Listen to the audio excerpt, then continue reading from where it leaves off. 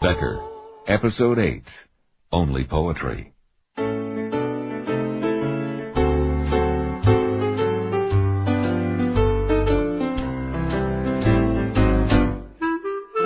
It gets lonely at the Queen of the Rockies. Sometimes it gets very lonely. Not too many people want to get close to a hotel detective, unless it's 2 o'clock in the morning and there's a party in the next room. I guess that's why I was looking forward to the visit of Merlin Cole, the poet, who was to read in the small salon. Now, I know it's not the thing these days to admit you like poetry, but I'd been a great admirer of Cole's work at university. Hell, I loved it. I carried a small volume of his into the trenches, where his call to glory somehow kept me going, long past my discovery that blood, steel, and the vagrant kiss are not quite as glorious as the poet suggested.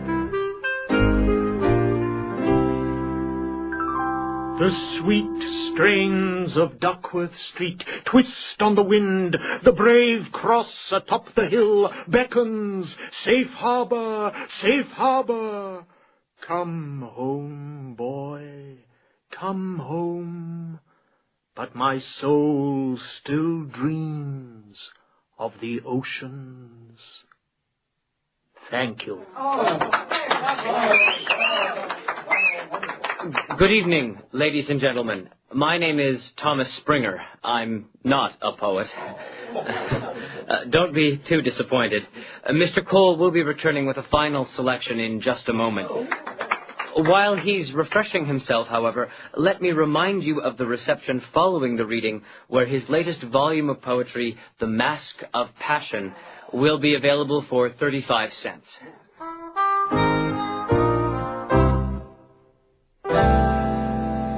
Excuse me. Becker. Yes? That is what they call you, isn't it? That's what they call me. Miss... Highwood. Fiona Highwood. I'm the new editor of The Messenger. Congratulations. My uncle left it to me. You'll hear that. Probably have. Why'd he go and leave a newspaper to a snippet of a girl from the East? From the East, you'll notice, even though I was born and raised here. What you haven't heard yet is that I'm a very good editor. But you will. I'll look forward to it. You're very polite. Toronto? Is it that obvious? I've spent the last 5 years in Toronto. Assistant copy editor at the Mail. Believe me, I jumped at the chance to come home. What do you think of the poetry? Does your manly heart stir at the wind through the ratlines? Or are you really here to keep an eye on the silverware? A bit of both, Miss Highwood. Fiona. Ah, there's the man of the hour. Judy calls. See you later, Becker. I'll look forward to that. Fiona.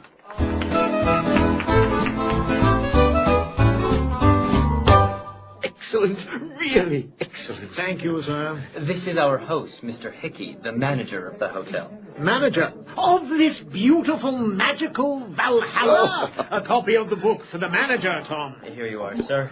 Thank you, son.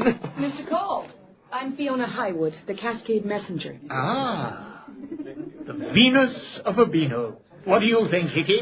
I'm not sure I catch the reference. Titian, he was particularly enamored of coppery red hair. On naked women. You mustn't deny a man his dreams.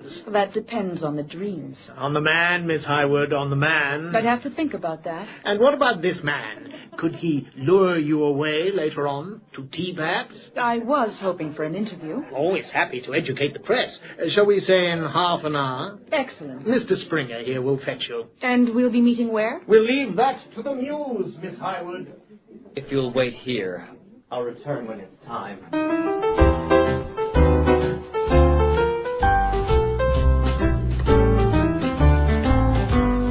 For the next half hour, the poet moved among his admirers like a king. And then suddenly, he was gone. The guests drifted away, and I was left alone with Fiona. Not that I minded that. Talking with her took me back to my student days, to significant glances and the long nights of passionate arguments. We had just started on Cole's poetry. She characterized it as the barnyard strutting of an aging rooster, when Mr. Springer arrived to escort her to what she referred to as her audience with the poet. Half an hour later, I was loitering in the lobby. I had to see her once more before she left. Besides, I'd worked out a devastating reply. Fiona? Becker. Yes. Becker, I want to make a complaint. Why? What happened? Mr. Cole. Merlin Cole. He was not a gentleman. Isn't that the way you're supposed to act? If you're a certain kind of poet. And what kind of poet would that be, Becker? I'm sure my readers would be interested to know. I suppose the aging rooster kind? Very good. Maybe you should take this book. I'm sure you'll enjoy it more than I will. What? A small gift from Mr. Cole. Legends from his youth, when love was new and uncomplicated. Now, I have an article to write. Good night, Becker. Let me know what you think of the poetry. Yes, I was wondering... Second thought, don't. I'd like to retain some respect for the man who's going to take me to dinner. That's what you were going to ask me, wasn't it? I accept. Call me tomorrow. And Becker, I'm serious about that complaint.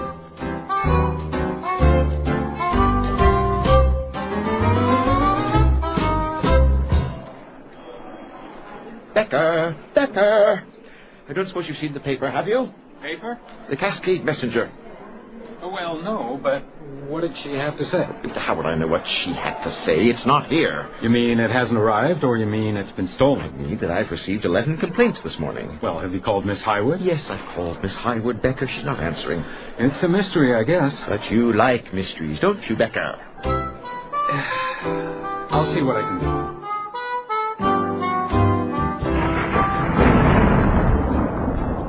It's a fair hike down the side of the mountain to Cascade, the bustling little town that's grown up around the railway station.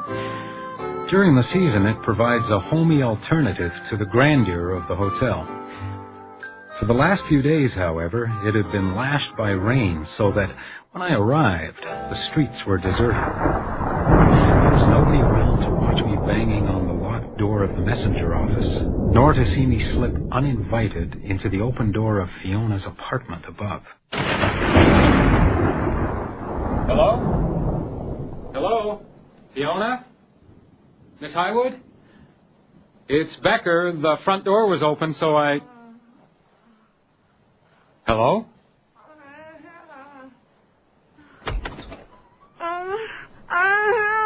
The room was dark. I knew she was there, but something snapped under my foot. Then in the flash, I saw her. She was huddled into a corner behind a broken chair, white. Her knees were drawn up in front of her. Her ankles were tied. Her arms disappeared behind her back and must have been similarly trussed. A scarf pulled across her mouth forced her jaw apart.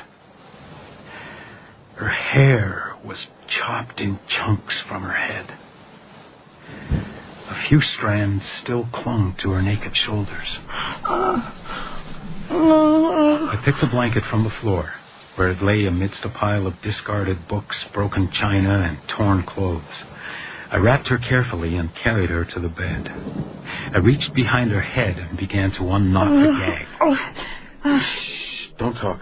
Not yet. Becker. Becker.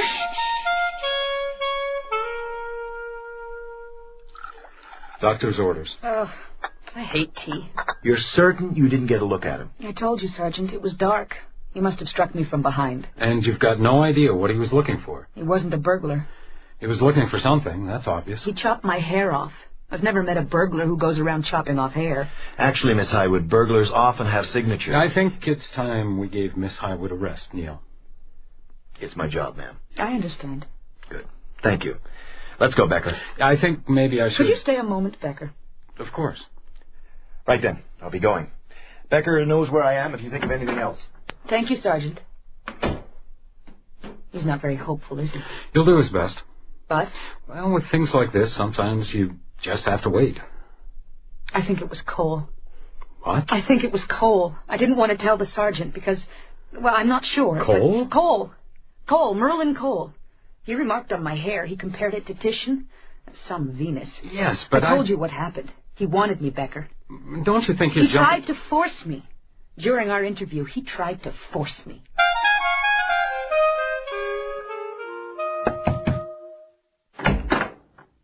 Yes? Becker, sir. The house detective? Ah, yes. I'm sorry to put you to all this trouble, Detective. Call it the vanity of an old poet, but I'm ravenous for my notices. I beg your pardon? The paper is missing. Ah, yes. The editor, Miss Highwood, was attacked last night. Oh, yes, and we can't expect to know everything, can we? I hope the young lady is not suggesting that because I can assure you that when Miss Highwood left my suite, she was completely intact. Someone knocked her unconscious, tore off her clothes, and cut off her hair. Cut off her hair? Yes. I understand you remarked on it that afternoon. Titian hair, I believe. Don't be absurd, Mr. Becker.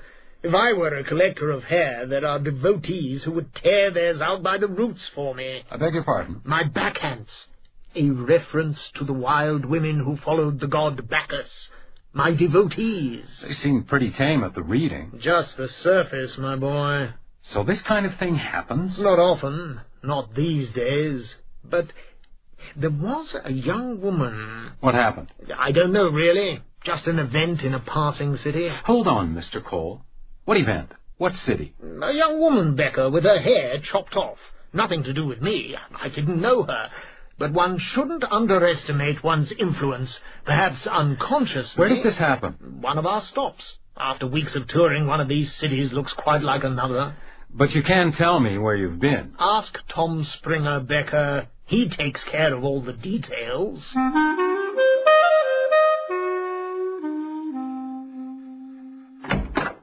Oh, excuse me. I must have the wrong room. Mr. Springer. Not here. Would you like to come in and wait? Thank you. What time is it anyway? 3 o'clock. I'm sorry if I woke you. Well, I had to get up sometime. What do you want with Tommy, Mr. Becker. I'm the house detective. Oh, has he done something wrong? I don't know. Has he? I doubt it. He's the soul of not doing anything wrong. You sound disappointed. Me? I'm a little old for him, don't you think? I wasn't thinking... Sure you were. In my experience, that's all men do think about. That and money. And poetry. Some of them call it that. I'm sorry, that's just bad temper. The truth is, Tommy bunks in with Mr. Cole, I get his room free. And you're... Laundry and ironing, the lowly, lonely retainer. For the tour? All the way from Montreal. 37 long days. I wonder, do you remember a young woman being attacked? On the tour? Not on the tour itself, but maybe somewhere you stayed. You heard about it. Her hair might have been chopped off. No. I never... Oh, that's terrible. You hesitated. Was there something that No. I just, Well, it's so savage. Mr. Springer never mentioned anything like that? Tommy would think that story inappropriate for mixed company. What about Mr. Cole? Well, he'd be fascinated by the story, as a story, but he wouldn't do anything like that. Another woman was attacked last night. Mr. Cole was with her earlier in the day. With her? How quaint. The situation was professional. His or hers? I'm sorry. Listen, I really don't know anything, but... Oh, it looks like you're in luck. Tommy, this is Mr. Becker. Mr. Cole said you might be looking for me. We were just... He mentioned you could provide me with an itinerary. Why are you harassing us? Excuse me? None of us, not Mr. Cole, not me, and not my mother know anything about this. Your mother? Yes, my mother. What did you think? He thinks I'm a little old for you. He what? Your mother has a sense of humor. I'm 38. I don't know what's funny about that. Shut up. I think it would be best if you address your questions to me from now on, Mr. Becker. Do I make myself clear? Perfectly. You were going to say something when we were interrupted, Mrs. Springer. That's enough. Here's your itinerary. Now get out. Ma'am? And don't bother to return it. We're taking the evening train. But I thought... The arrangements are made. You mean he's done it before? No. I mean, something like this might have happened before. Sergeant Drake's got the schedule of the readings, and he's checking it out. But it does point to him. Except that he told me about it. Arrogance, Becker. Cock of the walk arrogance. That man is capable... Look, Fiona, even if the story is true, all we'll have proved is that he was in town when 2 separate people were attacked. So was Springer. So was Springer's mother. Do you really think that I was attacked by an elderly lady? Mrs. Springer is hardly an elderly lady. And then there's the question of what your attacker was looking for. Maybe he was just trying to make it look like a burglary to throw us off the track. No. Whoever attacked you was looking for something, and he was pretty desperate to find it. You can't tell. He tore the place apart. He made a lot of noise. He took an incredible chance of being heard. He wasn't thinking of covering his tracks. Cole is the only one with a motive. What motive? Maybe he wanted to finish what he started. I don't know. He's not acting guilty. Because he doesn't feel guilty, Becker. He probably thinks that's the way poets are supposed to act. Lots of people do. Listen, Fiona. It is possible Cole attacked you, but it's also possible he didn't. It's possible that someone's using you to cast suspicion on him. That's ridiculous. But we don't know. Until we do, we have to keep our eyes wide open. We can't become obsessed. You think I'm obsessed? It's understandable. And it's understandable that the men stick together. If Cole is guilty, we'll get him. I hope so, Becker. I really hope so. I don't know. Perhaps she was right. Perhaps I really didn't want to see it. I didn't have any real reason to believe Cole wasn't guilty. Except that he'd seemed awfully relieved when he realized I wasn't investigating his earlier meeting with Fiona. As for the attack, he seemed mostly interested in the details. Well, Mrs. Springer said it was his kind of story. As I headed across town to the police station, I wondered what her story was.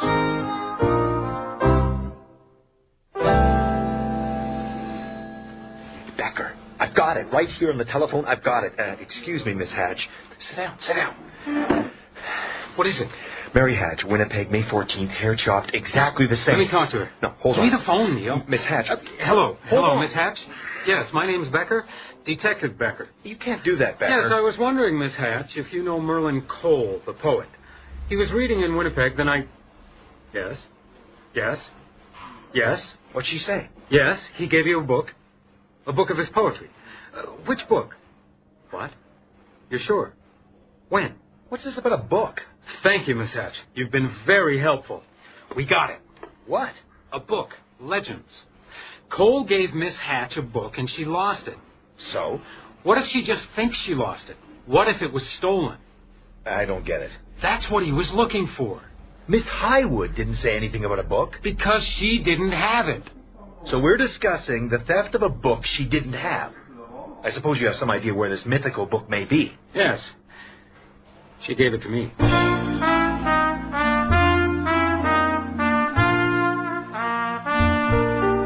I hadn't actually opened the book since Fiona tossed it my way. It was dedicated to D.S., A Love for Eternity. I'm usually fascinated by dedications, and I've spent hours wondering what story lay behind them. But this time, I rushed on, reading for anything, any sense, any clue. Suddenly, there it was, laid out like a map in front of me. I was peering at the lines when...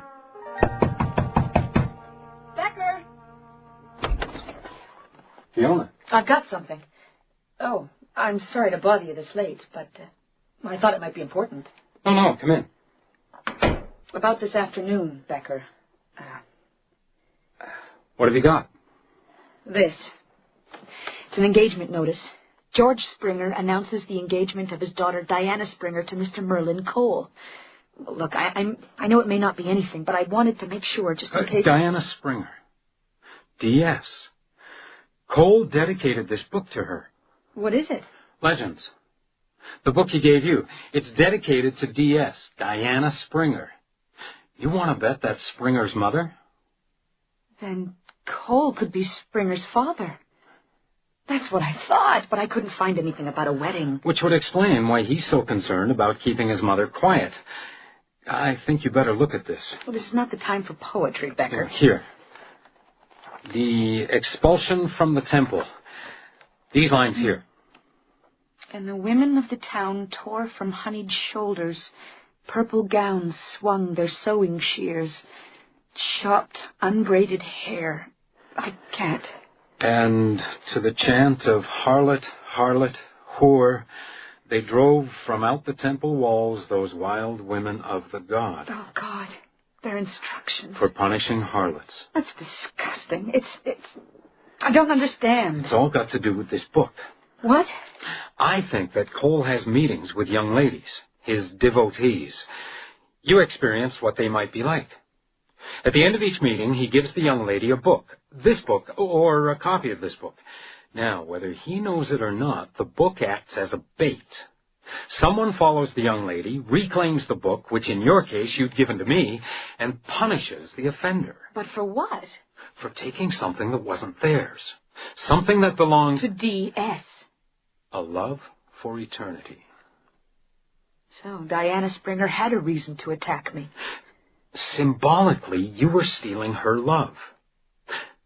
But it could have been her son. He's very protective. Not Cole. I don't think so. It's not his style. So how am I going to know? I want to know Becker. Then we'd better go ask them. You think they're going to tell us? Well, we do have the book, and we know someone wants it very badly. If we hurry, we just might be able to do a little trading.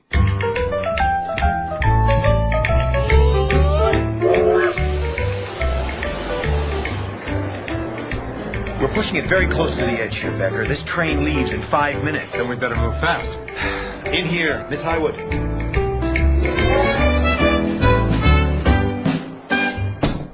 Detective Becker, I might have known.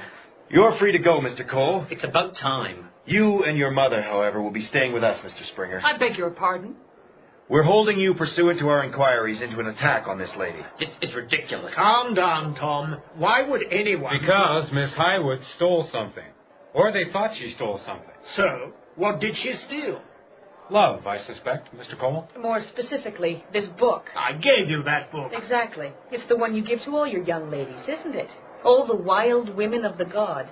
Shall I read the inscription? Give me that. Take it easy, sir. Put it down. Tom, it's a book. I give them away all the time. It's good for the business. Is that what you told my mother? What?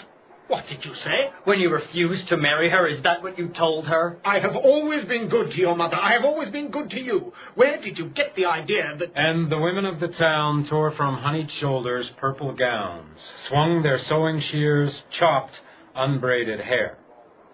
Gods, what were you thinking of? What makes you so sure it was him? What? Look, for God's sake, who else could it be? You think I don't know what happens in your dirty little meetings? You think I'm not justified? You were with me last night. But I could have encouraged him. All those sad nights alone. All that anger. I could have been poisoning him. Maybe I did. Maybe he did it because he loved me. And I didn't know a thing. Thomas Springer, I'm taking you into custody. That book belongs to my mother. It's only a book, Tom. But it promises a great deal. To D.S., a love for eternity. It's poetry, Becker. Poetry. They were all so excited to be with you. Some of them even offered me money. They wanted to take you away completely if I hadn't punished them. Punished them. You should have loved her. You should have loved my mother. You should have married her. Poets don't marry, Tom. It makes the muse very angry. And it's bad for business. The devil's got you coming and going, hasn't he? But you promised. For eternity. You promised.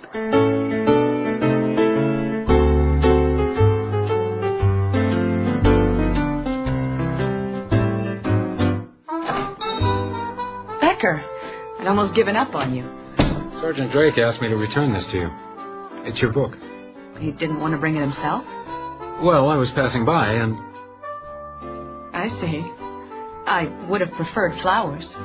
Perhaps when you make good on your dinner invitation. I wasn't sure if you'd want... Yes, I would very much. And the book? You want it, you can have it. You know, Cole meant a lot to me when I was young. I left Wuthering Heights. Yes, me too. I think I'll keep the book. To remind me. Sounds sensible. What are you smiling at? Your hair's growing in. Looks good.